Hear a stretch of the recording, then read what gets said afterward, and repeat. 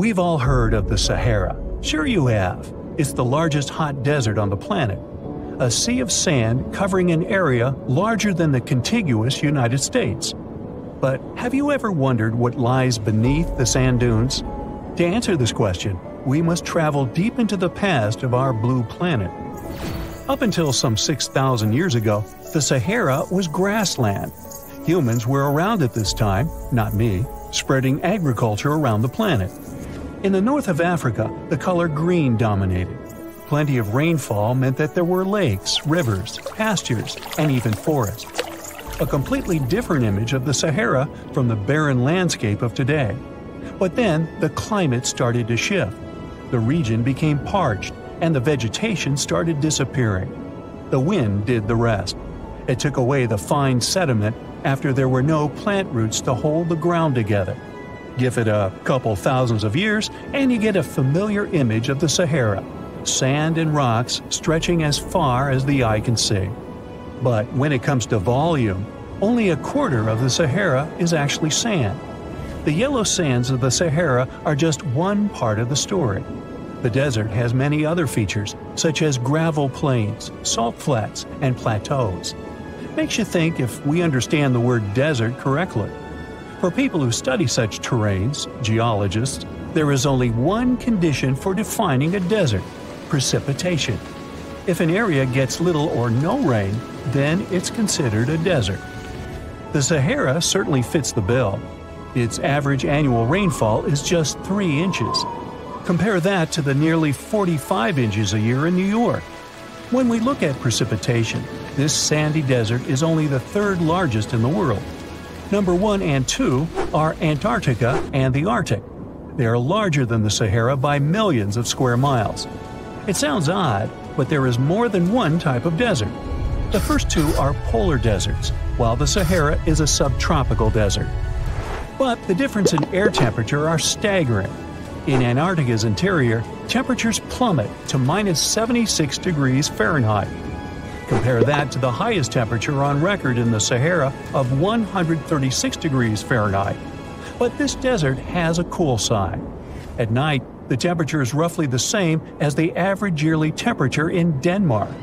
This hot and cold roller coaster makes it hard to choose the right outfit when venturing into the Sahara.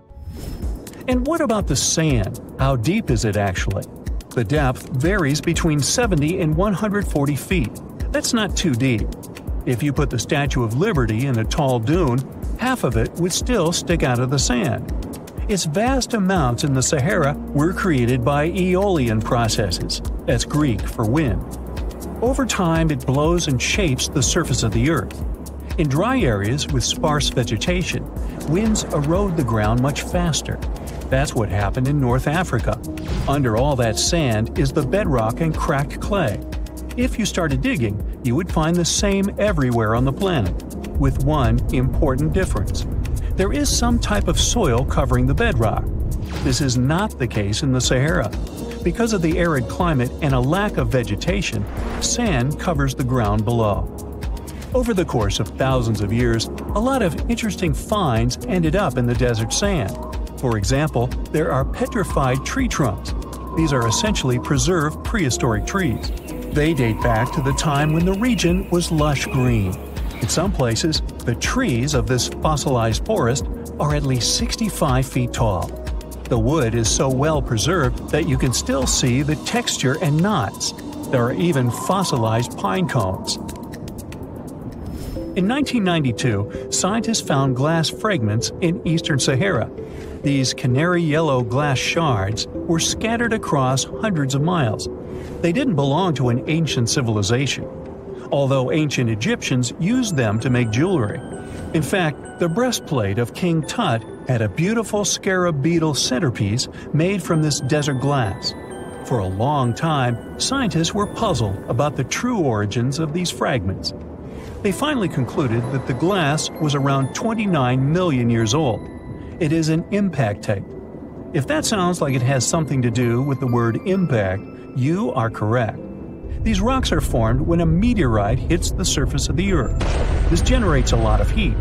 Scientists estimate that the temperature needed to melt this mineral was close to 3,000 degrees Fahrenheit. Apart from the regular fine-grained sand, we also have melted sand in the Sahara. But the desert conceals other unlikely artifacts. Shark teeth are a common find in Morocco, which sits in the western part of the Sahara. What are the fossilized teeth of these marine predators doing in the middle of the desert? This part of the world looked entirely different millions of years ago. There was a sea cutting right through what is now a desert. The Trans-Saharan Seaway ran the length of present-day Algeria and Mali. It was around 165 feet deep. That was enough for all sorts of aquatic animals to inhabit it. Large catfish, sea snakes, and of course sharks lived in the area. British archaeologists even unearthed a turtle shell in Mali in the 1980s. For centuries, there was even an entire city hidden under the desert.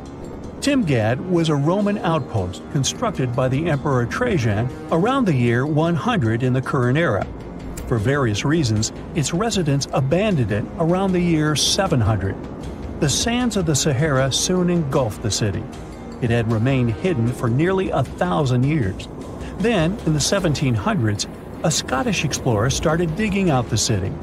His team first uncovered a sandstone triumphal arch 40 feet high, similar to the ones we can see in Rome and Paris today. An amphitheater soon popped out of the sand, and it was followed by well-preserved statues of Roman emperors. The Scotsman's find was so impressive that no one believed him at first. It took 2 more centuries for archaeologists to fully excavate the city during the 1950s. The site covers a surface as large as 10 polo fields. The ruins reveal the full mastery of Roman city planning. All the streets meet at a right angle in what is known as an orthogonal grid. You can find the same layout in modern cities such as New York. Historians estimate that during its heyday, 10,000 people called Timgad home. Different nationalities lived here, from Romans to people of African descent. Today, more than 2.5 million people live in and around the Sahara. They are spread across 11 countries in total, and their living space is growing. The desert is 10% larger than it was just a century ago. This process doesn't involve sand pouring out of the Sahara. The ecosystems on the edges of the desert simply change over time. The wind blows the soil away and vegetation dwindles. The perfect conditions for the formation of a desert landscape. These changes are happening in the Sahel, a region south of the Sahara Desert. That's why the African countries have recently come together for a project called the Great Green Wall. The primary goal is to stop the desertification of the Sahel and hold back the sands of the Sahara. Their plan is ambitious and involves planting a wall of trees from the west to the east of the African continent. The proposed forest is not only going to be long, but wide as well. The Sahara and the Sahel share a historic bond. Since antiquity, camel caravans have been making the journey from Africa's Mediterranean coast in the north to the savannas in the south. The golden age of this trade kicked off in the 9th century. The perilous journey took several months to complete. The route was 2.5 times longer than the length of the Grand Canyon. Explorers still find evidence of these ancient caravans hidden away under the sands of the Sahara. Researchers have found almost 1,000 previously hidden Maya settlements in the tropical lowlands of what is now northern Guatemala. They did it with LiDAR, light detection and ranging lasers, which they used to scan areas from the air. The region we're talking about is pretty vast. All those structures and buildings they saw over there stretch across about 650 square miles. And these spots were supposedly occupied thousands of years ago. It seems all these structures were pretty densely packed, so people lived close to each other. They had at least 417 ancient villages, towns, and cities where they could identify boundaries. These structures and buildings were actually a part of a state that looked like a kingdom. Some of these settlements were built as sports courts, civic, ceremonial, and religious centers, and residential homes. There were also massive palaces, platforms, dams, pyramids, and causeways across that area. People who lived there also had reservoirs where they collected water. So, they needed the power to organize thousands of specialists and workers. And they also needed many skilled people to build such structures without the technologies we have today.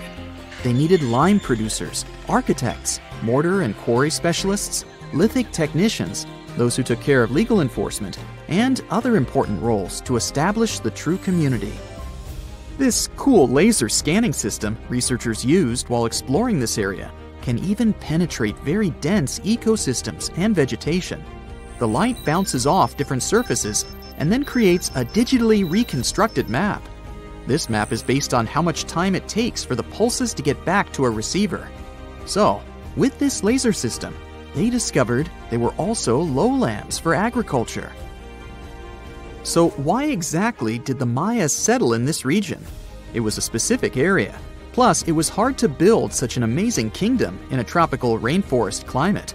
Back in the old times, ancient peoples had mostly inhabited areas in drier climates. Over there, they would build water resources, which were some sort of the basis of society and a source of life.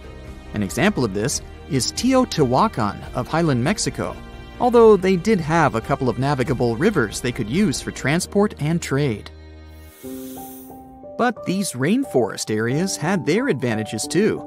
The Maya used natural resources like limestone, which was their primary building material, salt, and the volcanic rock obsidian, which they used for different tools. Also, they managed to find enough dry land to live and build homes there. The lowlands were seasonal swamps called bajos, and they were perfect for agriculture because of the fertile soil. Generally, the Maya built settlements that could endure rainy periods too.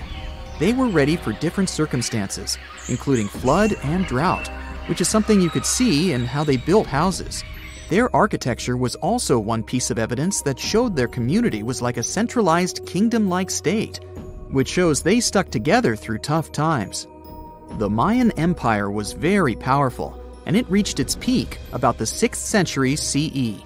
They were excellent at pottery, agriculture, writing, mathematics, and calendars.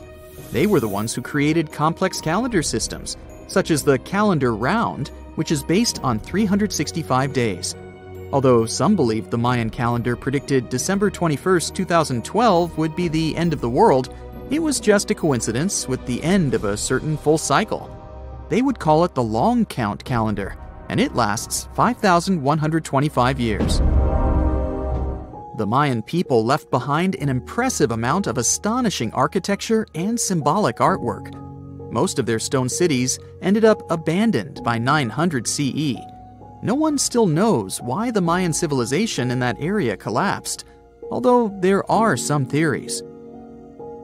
Some think that by the 9th century, these people had exhausted the resources around them to the point that they could no longer feed and sustain such a big population. Others believe some city-states didn't get along that well, so they broke down the traditional system of power they used to have. Some say it was all because of a very long period of drought. It could be a combination of all these factors, though. But one Mayan city, located on an island, even survived until the 17th century. It was long after the rest of the Mayan civilizations had been destroyed or abandoned. If you're a traveler, you might know the town by its modern name, Flores. Scientists believe about 2,000 people lived there. The earliest Maya people were farmers. They cultivated crops like beans, squash, corn, and cassava. As they had many interesting ingredients, they created hundreds of cool recipes. Many of those are still present even today. For example, in modern Mexican cooking. And especially popular are papayas, cacao, avocados, squash, pineapples, chili peppers, beans, and so on. Even though the Maya mostly practiced a kind of primitive type of slash-and-burn agriculture, there is also evidence of them using some more advanced farming methods, like terracing and irrigation. And they were big chocolate lovers. More than 3,500 years ago, the Olmecs of Mesoamerica probably turned out to be the first to realize that it takes some work for us to get such a cool thing as chocolate. But the Maya were the ones who turned it into a true form of art. Scientists found out about it when they found cacao in Mayan pottery. Their chocolate would be mixed with honey, water, cornmeal, and chili peppers. That's how you get a spicy, savory, hot chocolate beverage you can try even today in Mexico and Central America. Also, they used written language in their books. Their paper was made from fig tree bark, and using strips of that paper, they created a large library of books. Books made of this material are called codices, and 4 of these can still be found today. Sadly, many books were lost over time because of the humid climate or some human factors. The classic Maya built a bunch of palaces and temples that had a stepped pyramid shape. They decorated them with inscriptions and reliefs, which have earned them the reputation of being incredible artists of Mesoamerica. For the Mayans, flat foreheads were the most desirable thing on someone's face. They were generally really into aesthetics, and having a flat forehead was one of the main things where you could meet their highest aesthetic standard. They also liked to glam up their looks with makeup and clothing. Also, the Mayans were master tattoo artists. Actually, they were one of the first civilizations that started doing such forms of body art. They had a rich culture and believed in many things, such as fairies. Many civilizations across the globe believed in these mythical creatures, which had different names everywhere. The Mayans called those creatures aluxes. They would make sculptures of aluxes from wood or clay, take them to the forest, and hide in some secret spots. The Maya believed these sculptures would come to life during the night and take the role of guardians of their land, animals, and crops. The Maya believed caves were entrances that led to the underworld. You can even visit some of these caves if you like. For example, you can explore the jungles of Quintana Roo and Yucatan near Cancun. There are many spots where researchers found artifacts the Mayans had left behind. They were one of the first cultures that learned how to use rubber latex and make, for example, rubber balls for the many interesting games they had. They used natural latex and then probably mixed it with some other natural substances. That's how they came up with the bouncy balls they played with. They also built cool steam baths. The Maya had structures made from stone that looked like something we know today as bathtubs. Plus, they were building heated stone structures we know as sweat houses. Researchers found these in El Salvador and Guatemala, and they were previously hidden under volcanic ash. So, imagine you're 15 and you get bored of playing video games. Instead, to pass the time, you decide to give some attention to an old hobby of yours, tracking down lost Mayan cities. You've heard that some ancient civilizations are said to have built entire cities based on constellations, so you decide to check out whether that was true for the Mayans. You find a book containing all the constellations the Mayan civilization believed to exist. You open good old Google Maps and map every ancient Mayan city discovered to date. You start seeing that this information actually matches. And truly, the biggest ancient Mayan cities correspond to the brightest and biggest stars of the Mayan constellations. Okay, this is getting interesting. You manage to map out over 100 ancient cities when you suddenly notice something strange. There's an area in the Yucatan Peninsula in Mexico where archaeologists have unearthed 2 Mayan cities. But on the constellation map, there are 3 stars. Could this mean there is a long-lost city waiting to be discovered nearby? You might think this sounds too daydreaming, but the story is actually true. The previous account happened to a Canadian teenager named William Gaddery. The boy is known as a science genius and had even won an award for the constellation theory we presented just now. When he noticed that a 3rd city was missing from the 23rd constellation he was examining, he began to scour the internet for satellite pictures that could help him solve this mystery. He looked into images from NASA, JAXA, a Japan-based satellite company, and Google Earth. These images were still insufficient to answer his questions. So he reached out to a friend inside the Canadian Space Agency.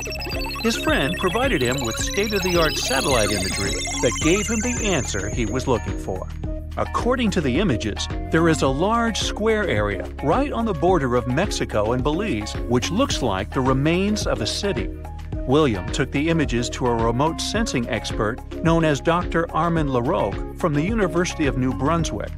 They studied the images thoroughly and concluded that the area could be housing 30 buildings and even a large pyramid. The scientific and archaeological community went crazy with the 15-year-old's discovery. Could this really be true? Some background. Lost Mayan cities began to be unearthed in the mid-20th century. Since then, ruins from cities such as Tikal, Palenque, and Uxmal have been rediscovered. The Mayans were one of the biggest pre-Columbian civilizations living in the Americas. They began to settle in the area as early as 1500 BCE. Experts believe that, at its height, the Mayan civilization consisted of over 40 cities, with a population of millions of people. That's a crowd. And their cities were pretty interesting. Their civilization spanned over Mexico's Yucatan Peninsula, Guatemala, and Belize. They survived mainly on agriculture, so they developed a complex irrigation system in most of their cities. They built a series of ceremonial buildings, pyramids, plazas, and even courts for ball games. The Mayans were keen pyramid builders, but they also developed an advanced astronomical system. With whatever ancient technology they had, they were able to predict the exact location of planets, such as Venus and Mars, and they were able to predict the exact dates of eclipses. That's why the methodology William used to discover this long-lost Mayan city was unusual, but not completely surreal. The Mayans were keen astronomers, so it wouldn't be too strange that they built their major architectural feats in relation to the sky, would it? And they wouldn't be the first ones to be doing so. There is a famous fringe of Egyptology dedicated to studying how the Giza pyramids were built in perfect alignment with the Orion constellation, meaning that each pyramid was purposely built to align with one of the major stars of Orion's belt. According to William, he first had the idea to look at the Mayan constellations because he couldn't understand why the Mayans built their cities where they built them. Most major cities, such as Chichen Itza and Uxmal, aren't near any rivers or significant bodies of water. Instead, they're built on marginal lands and on top of mountains, which confused the 15-year-old. His next thought was that it might have something to do with astronomy. William named the new city he discovered Mouth of Fire, which is also my nickname, and he even won a merit award for his hard work. However, his theory was very much contested inside the archaeological community, and many Mayan experts worked to debunk William's findings. Some archaeologists say that constellation theories are too unscientific. Anthony Aveni, a renowned anthropologist and astronomer, referred to William's methodology as an act of creative imagination. He explained that there is no way to be sure what the Mayan constellations really were. It's all just hypothetical. Another debunking of William's findings came from Mayanist David Stewart, who said that the object identified on the satellite imagery is nothing but an old cornfield. His claim was supported by an expedition that took place near the area in 2021, when the archaeologists present reported there was nothing at all in this area. Still, a 15-year-old boy almost found a long-lost Mayan city, which is pretty exciting if you ask me. Similar techniques as those used by William are actually being used to unearth lost civilizations all over the world. According to space archaeologist Sarah Parquet, satellite imagery has been a key player in discovering ancient cities in Egypt and other places. Sarah herself spends most of her days scouring images for any sign of where there could have been cities long ago. What happens, she says, is that any time you have something buried, it's going to be covered either by vegetation, soil or sand, or some other modern construction on top of it. In order to assess whether there is something hidden under large canopies of vegetation or not, she uses infrared technology, for instance. A major recent discovery in Brazil was done in a similar way. Satellite imagery detected a network of trenches dating back to 200 to 1200 CE. These suggest settlements that could have supported around 60,000 people. But in this case, the satellite imagery did indeed correspond to what was on the ground. Researchers from the University of Florida found several mounds that were accompanied by ditches and geoglyphs. Archaeologists also found remnants of carefully designed walls, centered around plazas, much like the type of construction done by the ancient Mayans.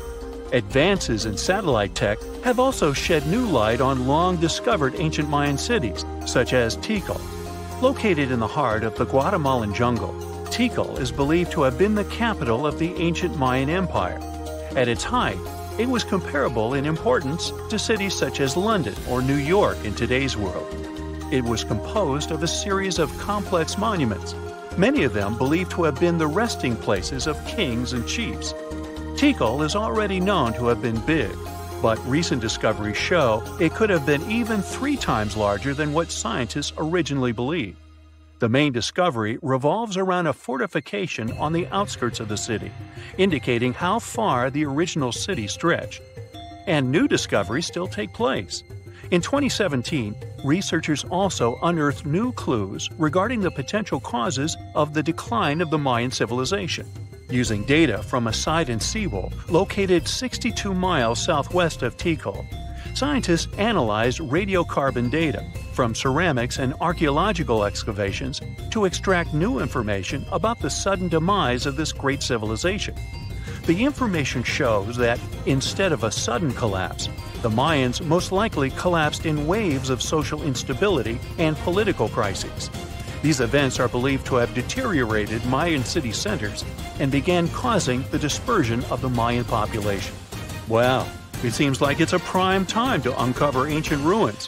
What do you say? Will you give it a try as well? So, the Sahara Desert is so big that it covers 8% of the world's territory. It's bigger than the USA or China. Surprisingly, the Sahara is not the largest desert in the world. It is the 3rd largest, behind Antarctica and the Arctic. But it is definitely the hottest one. Temperatures there reach 136 degrees Fahrenheit. This place has some of the most incredible sand dunes you've ever seen, towering up to 1,476 feet.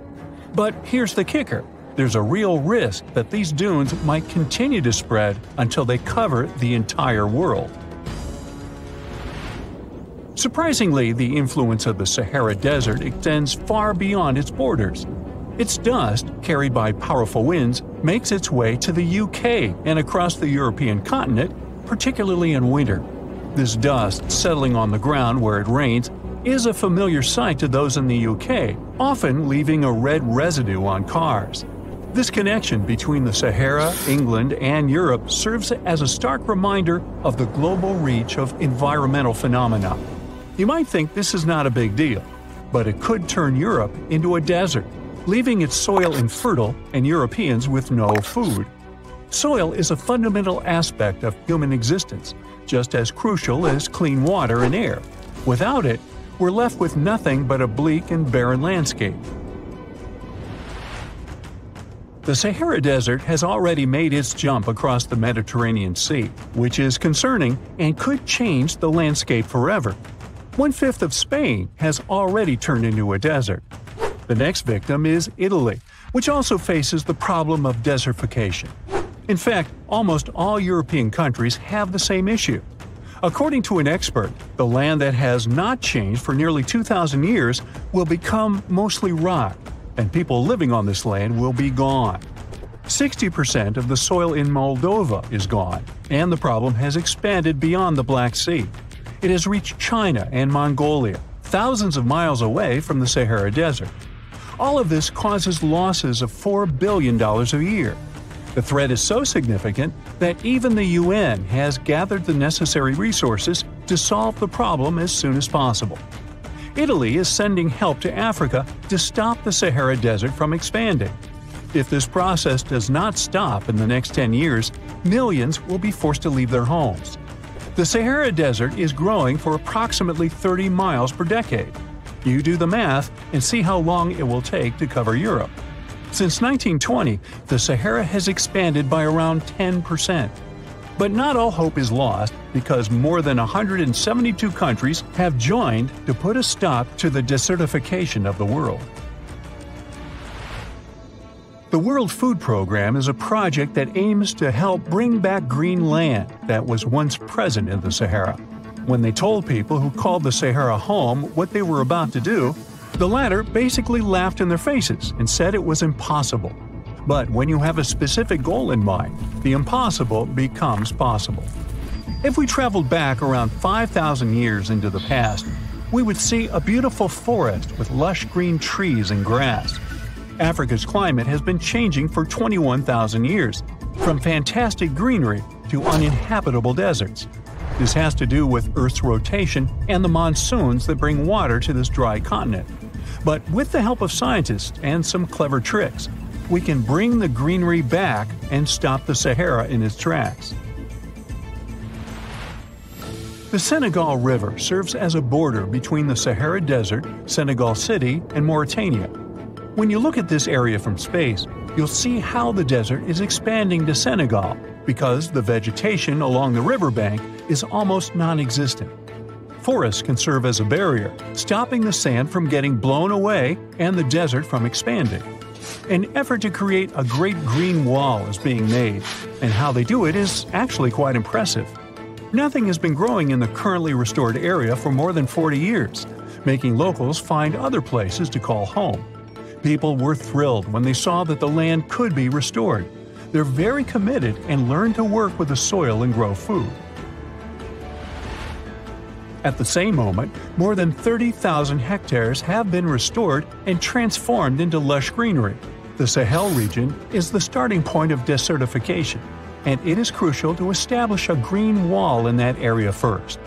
To make this wall is not rocket science, since it only takes a few simple steps. The ground there is baked by the sun and as hard as a block of concrete. If you've ever poured water on concrete, you know that it just flows away. It doesn't stay in one place. So they had to create water-retaining half-moons that would hold the water and make it available to plants. When you learn about how these half-moons work, you might say, how did they not think of that sooner? Actually, this technique is ancient, and it was once implemented in Sahel, but it was lost over time. When the rain falls, the water is collected into the half-moons that are positioned a bit lower than the ground below contour lines. There is also a kind of bank at the end of the shape that prevents water from overflowing. And in the middle, there are plants that are happy because they have plenty of water to thrive.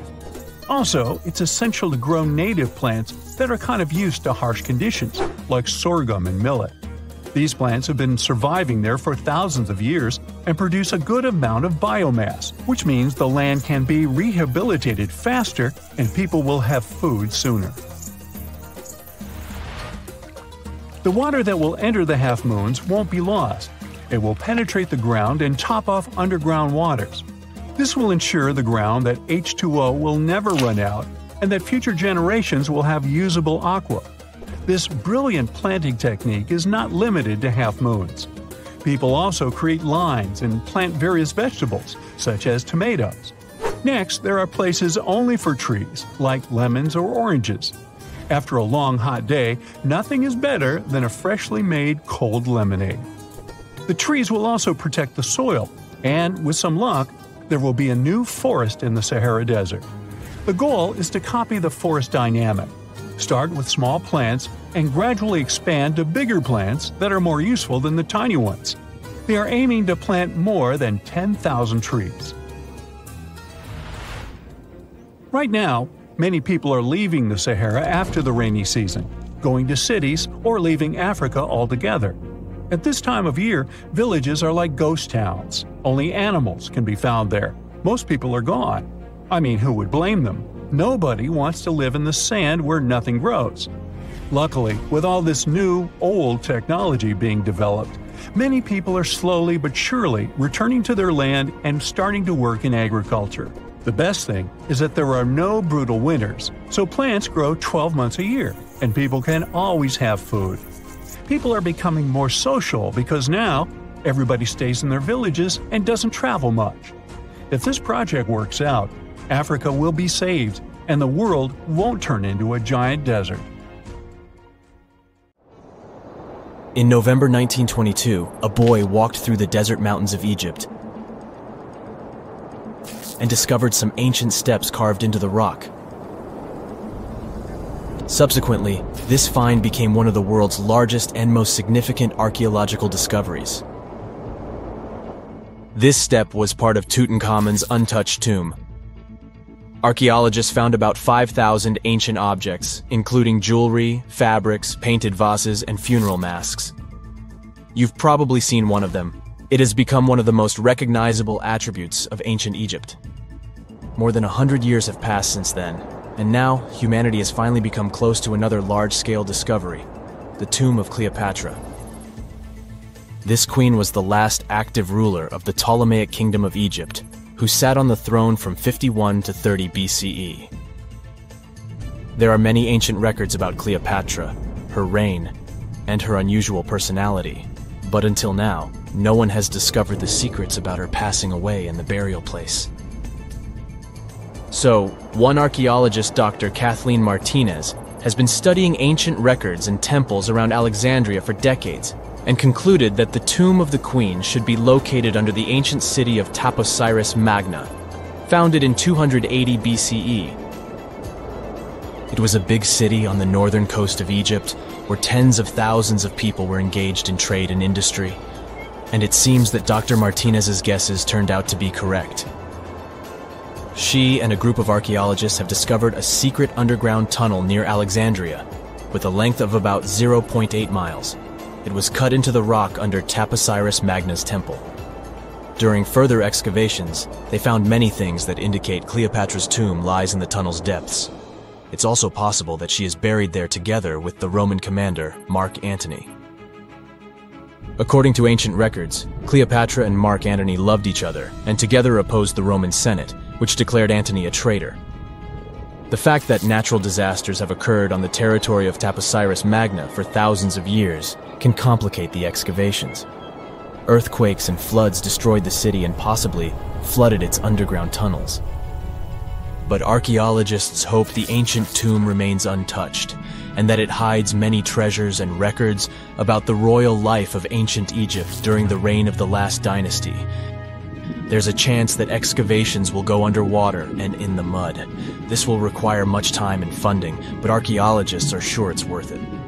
Anyway, it's too early to say that Cleopatra is really buried there, but scientists have found many things in the tunnel that confirm this, including clay pots, dozens of coins with the image of Cleopatra and Alexander the Great, as well as a bust with the image of the Egyptian queen. Cleopatra is still one of the most popular personalities in Egypt, on an equal footing with Ramesses III and Tutankhamun. She inspired many films, paintings, and books, but what made her so popular? She became famous for her inconsistency. She was a beautiful, intelligent ruler who pulled Egypt out of the crisis and made it a prosperous power. Medieval Arabic texts say she knew chemistry, mathematics, and philosophy, and may have written several scientific books. She knew several languages and had excellent diplomatic skills. At the same time, there are many legends that she was a femme fatale who drove many men crazy. However, there's no evidence that her beauty was incomparable. The image of a stunning model was created by Hollywood when it made several films where famous actresses performed the role of Cleopatra. And the Roman Emperor Octavian, the adopted son of Julius Caesar, specially created the image of Cleopatra as an insidious seductress because he was her enemy. Even though she was born in Egypt, Cleopatra wasn't an Egyptian. Her ancestors were Greeks, among whom was one of the generals of Alexander the Great. However, the people of Egypt loved her. She learned the language and was very sensitive to the traditions of this country. She knew the history, mentality, and customs of ancient Egypt well. She raised the level of its economy and strengthened its status as a world power. Much of this was made possible thanks to her cunning and impressiveness. She loved theatrical performances and lavish celebrations. She knew how to surprise people and put on a show. But behind the exterior image of a luxury lover was an intelligent and calculating ruler. Ancient Egypt was a rich, luxurious country, and Cleopatra did everything to increase its wealth and strengthen its position in the international arena. For example, she was once in conflict with her brother Ptolemy XIII. The queen knew that she wouldn't be able to resist him, so she decided to attract Julius Caesar to their side. The Roman emperor arrived in Alexandria, where Cleopatra wanted to meet him, but Ptolemy knew about her plans and was about to prevent her from coming to Caesar.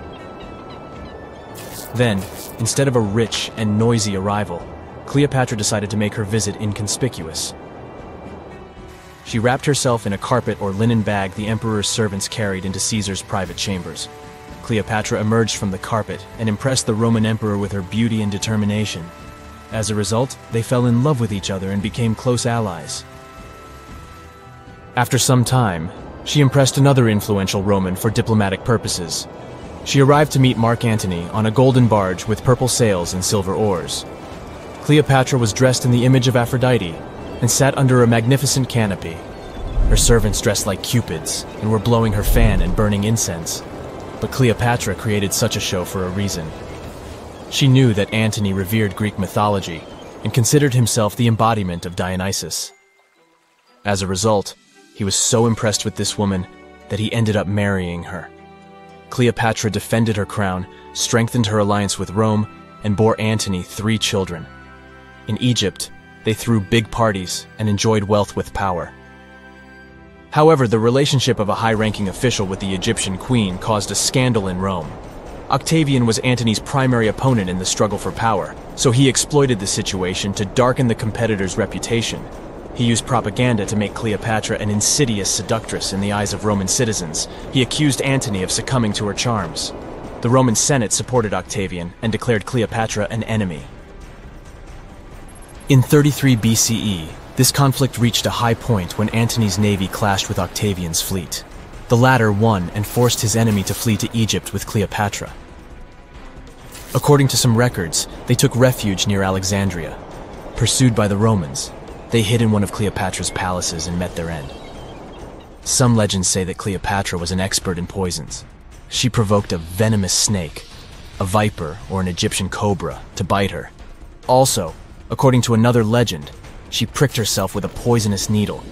There's a theory that Cleopatra always carried an ampule with poison inside her hairbrush.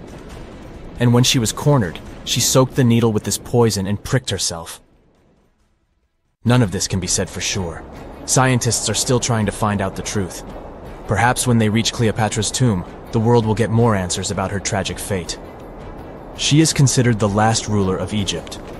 After her passing, Octavian plundered her palaces and temples and returned to Rome, where he became the main emperor. He successfully ruled the country and expanded its borders. His reign ended when he turned 75. World history would have looked different if Cleopatra and Mark Antony hadn't lost that naval battle. By the way, did you know that more time has passed between Cleopatra's reign and Neil Armstrong's flight to the moon than between the reign of the Egyptian queen and the construction of the Great Pyramid of Giza? Armstrong took a step on the Earth satellite in 1969, 38 years after the birth of Cleopatra. And the construction of the pyramid took place in 2560 BCE. Imagine how long the history of ancient Egypt is. Cleopatra is closer to us in time than to the pyramids. Phew! This summer has been turning up the heat like never before. We feel like roasted marshmallows on a sizzling grill.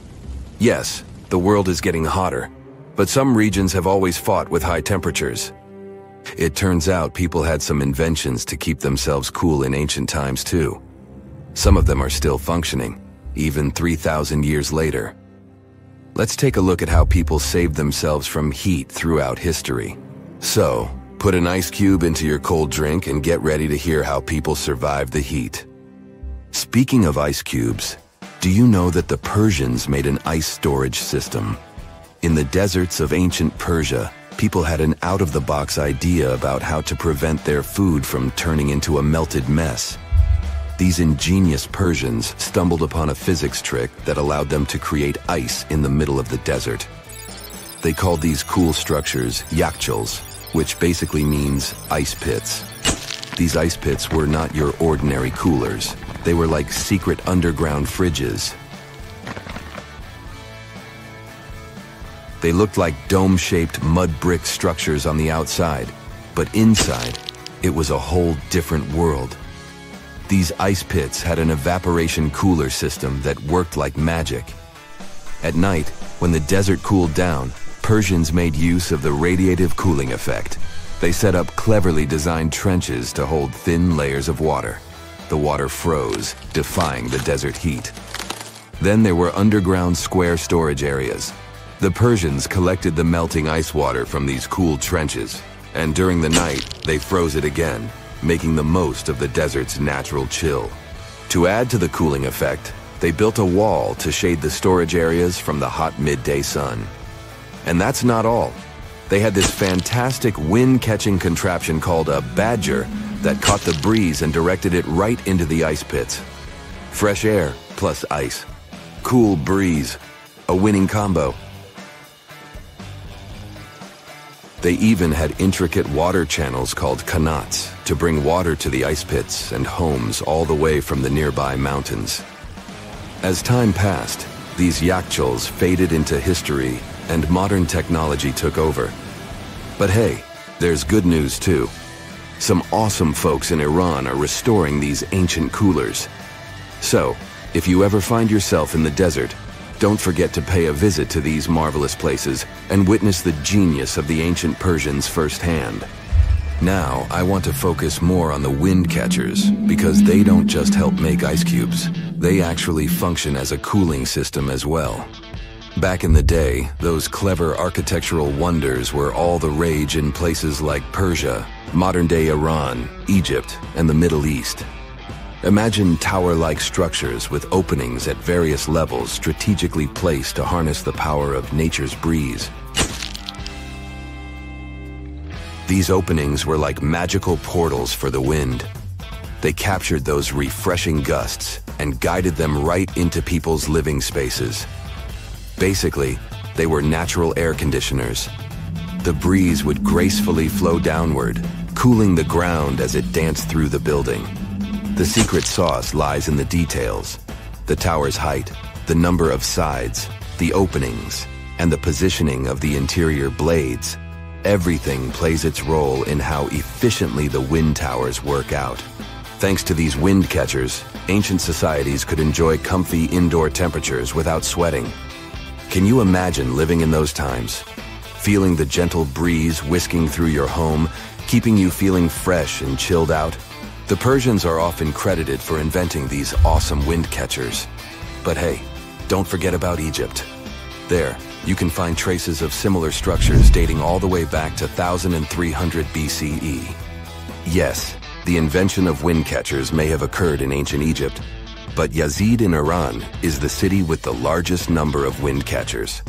People wouldn't have been able to live there without these ancient ACs because there was almost no rain in the area throughout the year. Now, let's look at these perforated double-skinned exteriors. Imagine dressing up a building with a fancy perforated screen. It's like giving its exterior a stylish makeover while keeping things chill inside. This genius technique, firstly, scatters the natural daylight, so no harsh sunbeams to blind you.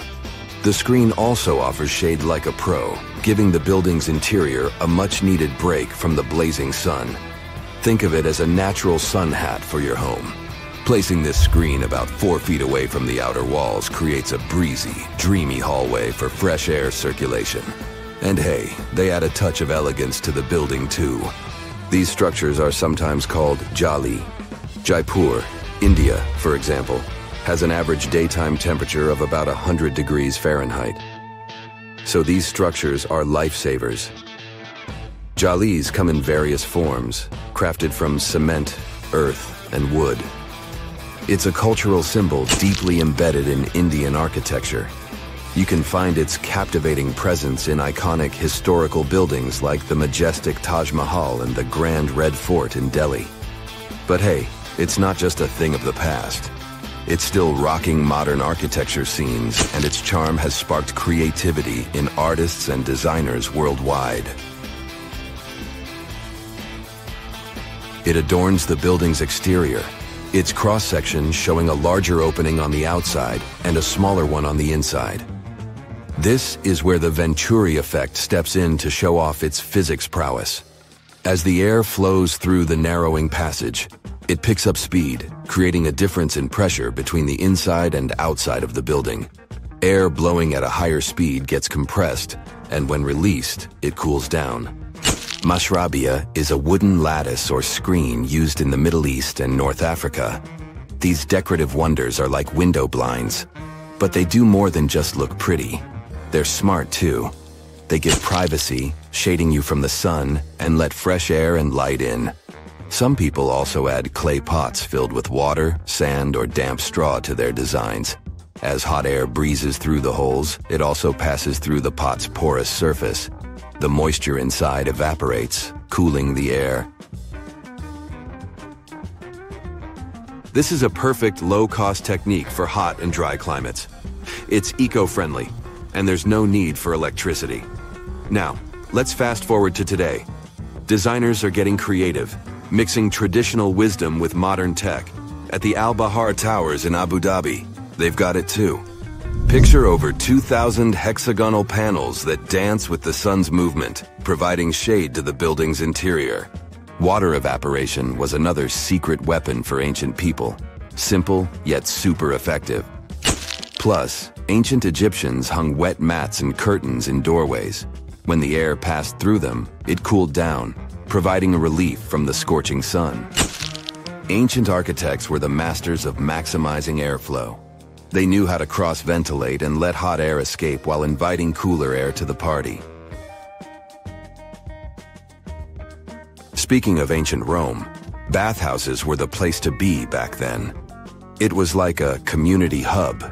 People gathered to chat about politics, play sports, and, of course, take a relaxing dip. The frigidarium was the cool spot in Roman baths. After a steamy soak in the caldarium, Romans dashed to this giant pool to chill out. Then in some places, like Cappadocia in Turkey, people went underground to hide from the heat. They carved cozy dwellings in volcanic rock, harnessing the Earth's natural cooling powers. So the lesson here is simple. Architects and designers can create wonders by combining local traditions with smart tech. California's Death Valley boasts the highest officially registered temperature to date, with 134 degrees Fahrenheit in 1913. Meanwhile, Africa's sweltering record stands at 131 degrees Fahrenheit in Kebili, Tunisia, as noted in 1931. In Europe, the highest temperature ever documented reached almost 120 degrees Fahrenheit in Sicily in August 2021. Then, in 2022, the UK had the hottest summer of all time. Let me take you to a place that seems to be out of this world. Life inside this cave has been isolated from the outside world for about 5.5 million years. And it does show. See for yourself. Due to such a long isolation, the conditions inside the Moval Cave are like nowhere else on our planet. A unique ecosystem is flourishing there, even though there is a severe lack of sunlight inside the cave, and the air is toxic. The cave, located a few miles west of the Black Sea in Romania, was first discovered in 1986. Nowadays, you can only visit it if you have special permission. Plus, the central caverns are guarded naturally by narrow limestone tunnels and vertical shafts. So, if you're no stranger to claustrophobia, you'd probably better not enter this place. In the depth of the cave, the air has twice less oxygen than the air outside. Instead, it contains a lot of carbon dioxide and hydrogen sulfide. So not the freshest air you can breathe. It's also pitch black inside the cavern. But despite, or should I say, thanks to, this cocktail of extremely harsh conditions, the site is a true goldmine for biologists. Shockingly, life seems to be booming here. In a 1996 study, scientists identified 48 species, and 33 of them were unique to the cave. Most of the creatures inhabiting the cave are tiny, with long limbs and antennae that help them navigate in the dark. They have no vision and lack pigment, and it makes sense. Why would you need to be able to see if you live in total darkness? And why would you need to be pretty and colorful with no one to see you? Now, I'm going to take you to another cave. It's no less amazing, but looks very different. This is the Giant Crystal Cave, aka the Cave of the Crystals, in Mexico. These ginormous crystals were found in 2000 by a mining company after the water was pumped out of the cave. 2 miners then saw the crystals after entering the drying cave on foot. These awe-inspiring crystals are actually massive gypsum pillars hidden 984 feet underground. They're anchored to the walls and the floor of the scorching hot cave. Scientists estimate that the crystals could have been already growing for 500,000 years. That's why many of them are so long and wide that you can walk across them. Unfortunately, visiting this wonder of nature is impossible at the moment. But maybe it's for the better, since the Giant Crystal Cave is a dangerous place that can easily turn into a trap. For tens of thousands of years, it was filled with groundwater, which was originally pushed upward into the opening by a magma chamber located in the depths of our planet. The magma under the cave kept the water hot, but eventually the temperature of the water dipped below 136 degrees Fahrenheit. As a result, the water started to fill with calcium and sulfate, whose particles began to recombine into gypsum. And then, white-tinted crystals took over the cave. And since they stayed underwater, they were able to keep growing. You don't have to fly to space to take a closer look at a black hole. Scientists have found something very similar to black holes in the southern Atlantic Ocean. A black hole has such an enormous gravitational pull that once something gets pulled inside, it doesn't have any chance to escape. Even light can't get out of a black hole. But ocean black holes seem to be almost as powerful as their space relatives. But instead of catching the light, they do the same with water. Ocean eddies are massive whirlpools that spin against the main current. They usually swirl billions of tons of water, and most of them are larger than a city. These whirlpools are so powerful that nothing trapped by them can escape. But the scariest thing is that you might not even notice heading into one of them. These things are so huge that you won't spot their boundaries until it's too late. When scientists started exploring ocean vortices with the help of satellites, they discovered the borders of several eddies. After that, they managed to prove that, mathematically, these whirlpools are the same as mysterious black holes in space. Massive eddies are surrounded by super-tight barriers where fluid moves in closed loops. Even water can't get out from the inside of these loops. That's why tight ocean vortices play the role of enormous containers. Water inside them can be totally different from the ocean surrounding an eddy. And I'm not only talking about its temperature. The salt content inside and outside a whirlpool often differs as well. On the thin Curonian spit splitting the Baltic Sea from the Curonian Lagoon, there is one of the most bizarre places on Earth. Locals call this area the Dancing Forest because pine trees in this forest have shockingly unusual shapes. They twist in spirals and circles along the ground. There are some theories why it could be happening, of course. Some people claim that huge amounts of positive and negative energies once clashed in that spot. More down-to-earth individuals believe that the reason is geological. Sandy soil in the area is too unstable to hold trees growing upright. The most popular is the idea that strong winds blowing from the water influence the shape of the trees. In any case, experts haven't come to the final conclusion yet. Look at these underwater crop circles. For the first time, they were spotted in 1995, close to southern Japan's coast. Local divers called these 7-feet-wide structures mystery circles. The enigma had been plaguing many minds for almost 16 years until the culprit was finally caught. Imagine the researchers' surprise when it turned out to be a male pufferfish. The fish needs a bit more than a week to build one circle, and the aesthetics are obviously crucial. A male is swimming inside the circle, digging valleys in the sand with its fins. But that's not all. The fish also use shells and corals to decorate particular parts of their circles. This whole build-a-circle thing has a practical purpose as well. The way a male fish swims pushes the sand toward the center of the circle and creates a mound which later serves as a nest. The next mystery on our list is in the Caribbean. Just off the coast of Belize, there's a giant sinkhole. That's the Great Blue Hole. It's about 1,000 feet across and more than 400 feet deep. Once, a long, long time ago, this hole was a cave. But then rising waters filled it, making it collapse in on itself. The deeper you'll descend into the Great Hole's crystalline waters, the darker it will become. You'll see tons of stalactite-filled caves there, but entering them is extremely dangerous. unless you want to get hopelessly lost.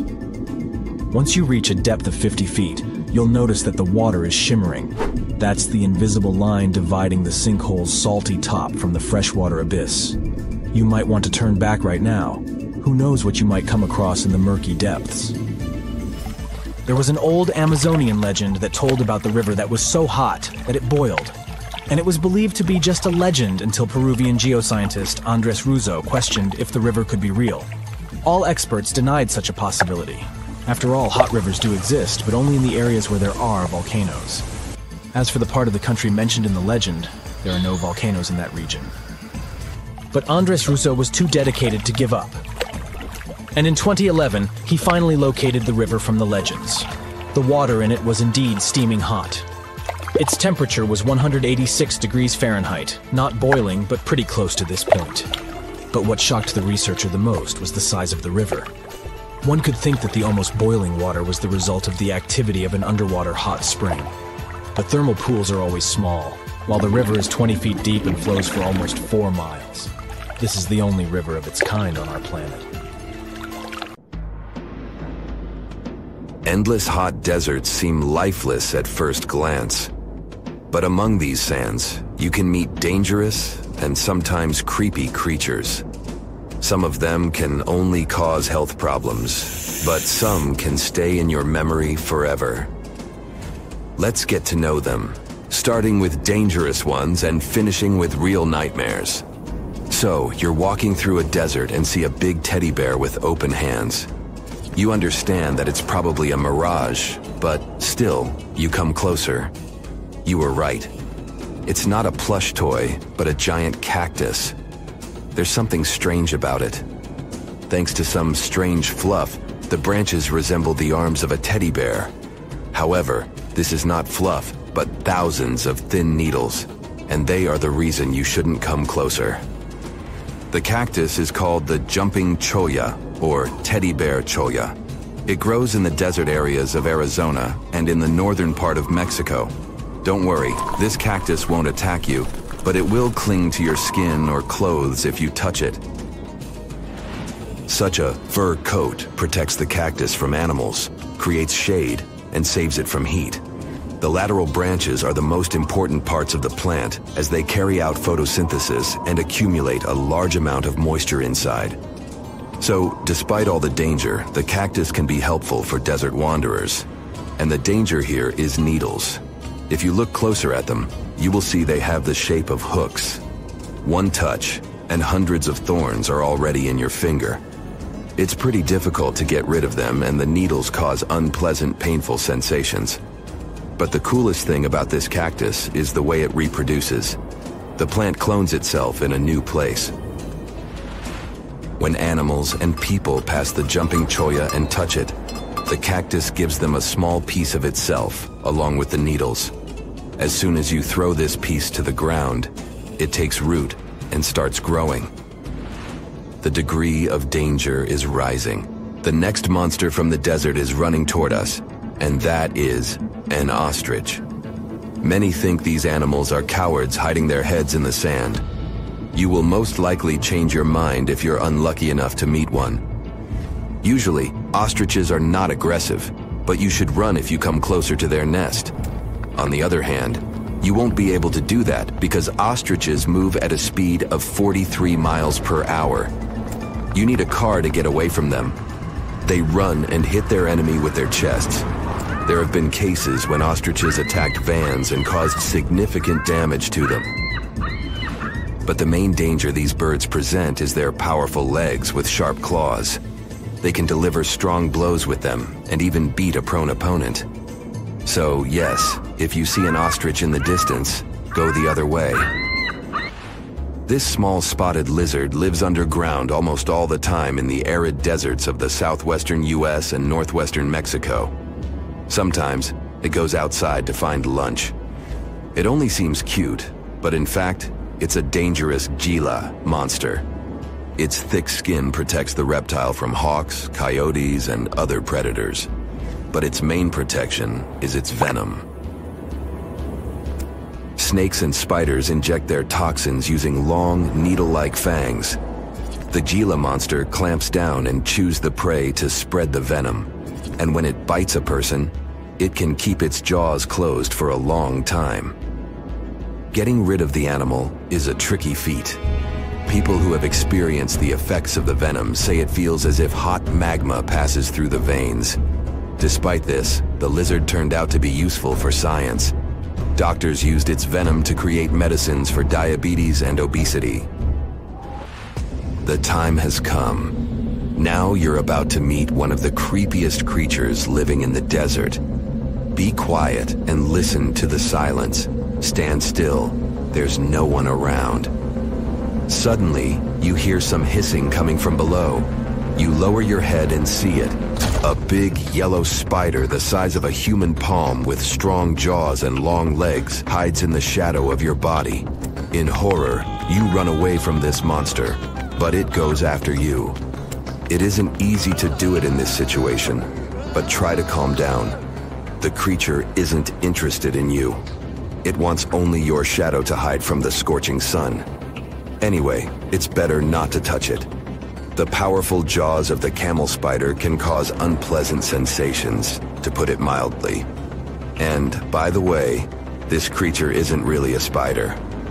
Yeah, it belongs to the class of arachnids, but it's a separate species, Sulpagid. It likes to bite. It's fearless and pretty aggressive. The spider preys on insects, lizards, rodents, and small birds. It can also move at a speed of 10 miles per hour. For their small size, this is very fast. You need to be a professional athlete to run away from it. Most often, you can find camel spiders in the deserts of the Middle East, but they also live in Mexico and the southwestern US. These runners are nocturnal and try to avoid the sun during the day, so they are always hunting your shadow. By the way, they got their name because they often hide in the shadows of camels. You won't hide from them during the day, but they will also want to come after you at night, especially if you make a fire. Sulpugids always run to the light in the hope of eating something. Some species of these spiders make a hissing sound to scare their enemies away. Now, let's calm down for a second and leave the hot desert. We're going into the humid tropics of Tanzania. Under tree bark, fallen leaves, and in dark caves, you can meet one of the most terrifying creatures on Earth, a tailless whip scorpion.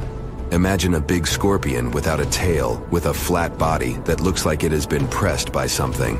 It's similar to spiders, but has no venom glands and can't spin a web. This monster is silent and fast, but the scariest thing is its 2 front claws, twice as long as the creature itself. Any prey it catches will never escape. Life in a dark cave has spoiled its eyesight, so the whip scorpion tries to avoid sunlight. During molting, it climbs up to the ceiling and slowly comes out of its old skin.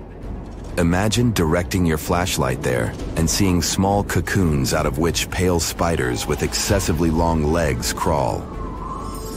If you really meet it, be calm and slowly go away as far as possible. Be careful. The flat scorpion can crawl under your clothes in a second and bite you in the stomach.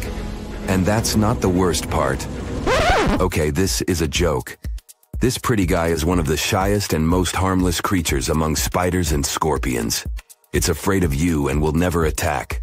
Many consider it beautiful and keep whip scorpions in glass terrariums. If you want such a pet, carefully watch it so that it doesn't run away from its house. If it happens, it will be pretty challenging to catch it again. In a matter of moments, it can get under your bed or go through gaps in the floor. Then it'll go to your neighbor's apartment through a ventilation system and scare people there. Okay, how about one more scorpion?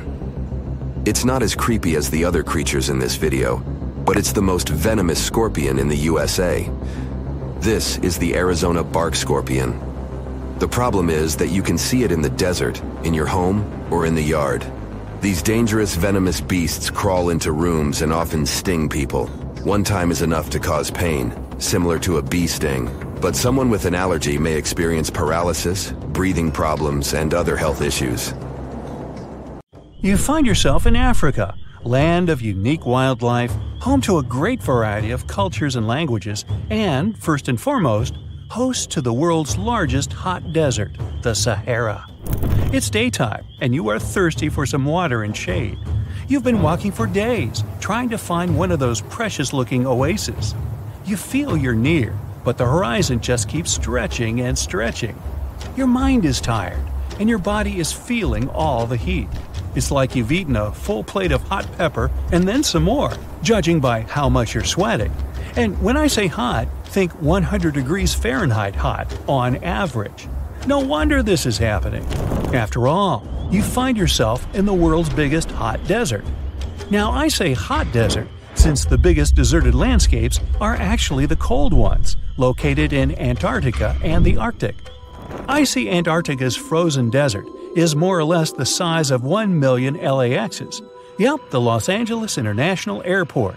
The Arctic desert is just a bit smaller than that. Now, in case you don't know, the Sahara Desert is located in northern Africa, stretching from the Atlantic Ocean all the way over to the Red Sea.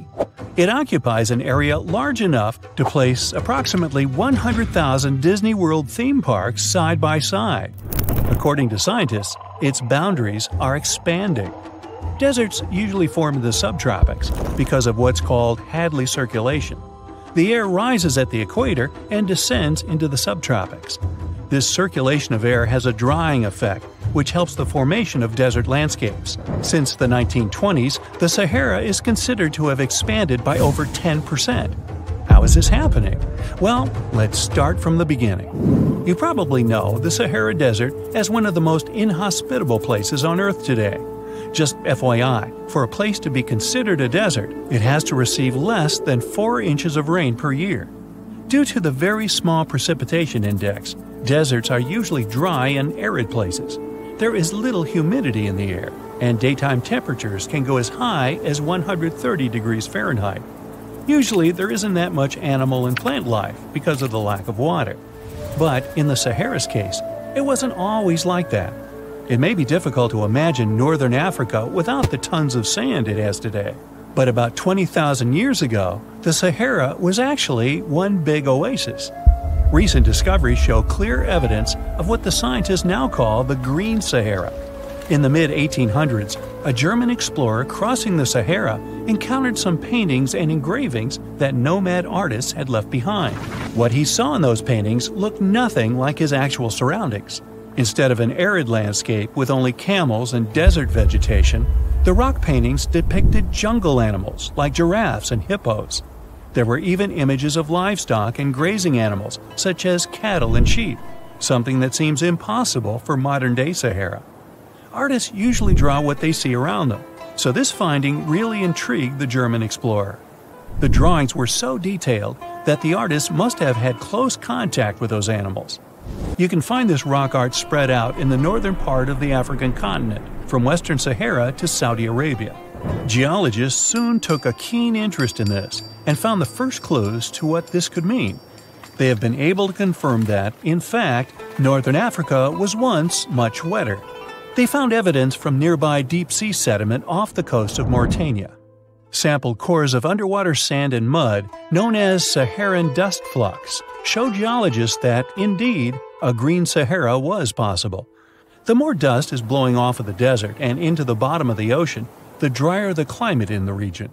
The sediment cores show that there was much less dust, only half as much, coming off northern Africa during the humid period. This period has to do with Earth's natural cycles. Normally, the Earth rotates at a tilt of 23.5 degrees, but this angle is not consistent and changes over time.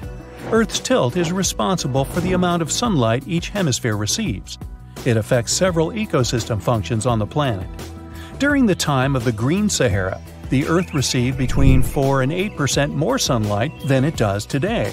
So, when the Earth tilted about 20,000 years ago, the northern hemisphere received more direct sunlight, which affected humidity levels in the region.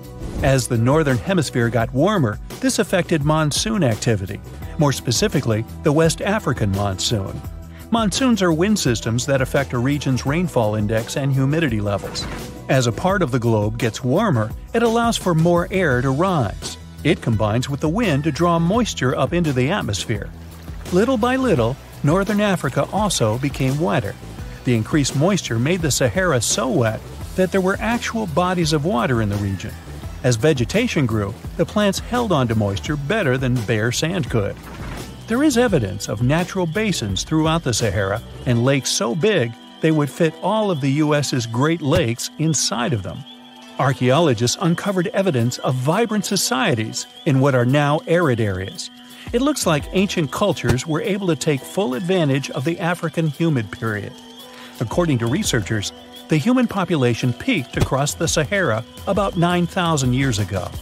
There are traces of fireplaces, hunting tools, fishhooks, and even mounds of fish bones.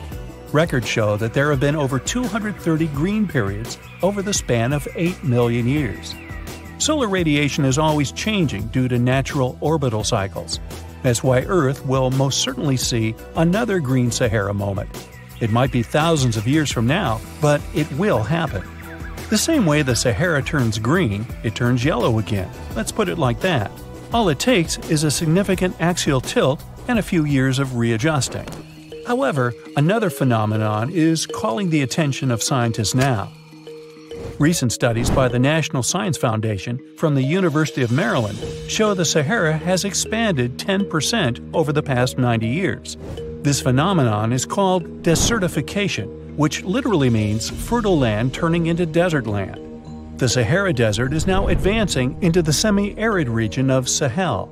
In 1950, this region was home to 31 million people. Today, its population is over 100 million people. This rapid population growth has largely contributed to the Sahara's expansion. Farmers that were once nomads began settling down. Land usage grew more intense, aiding in weakening the soil. The demand for food has caused an overcropping of the land, so even more of it is turning into the desert now. The study also shows that natural climate cycles can affect rainfall in the Sahara and the Sahel. Scientists affirm that all deserts fluctuate, not only the Sahara. A desert's boundary may expand in the dry winter and contract during the wetter summer. South of the Sahara lies the Chad Basin. It is a natural body of water that now serves as an indicator of the Sahara's expansion. The Chad Basin is located in the region where the Sahara is advancing southward. An atmospheric and ocean expert from the University of Maryland explains that rainfall has reduced greatly in the entire region. Due to reduced rainfalls, there is less water across the entire basin, and even Chad Lake is drying out. Just like the Sahara, the Atacama Desert in Chile, deemed the world's driest, is also expanding.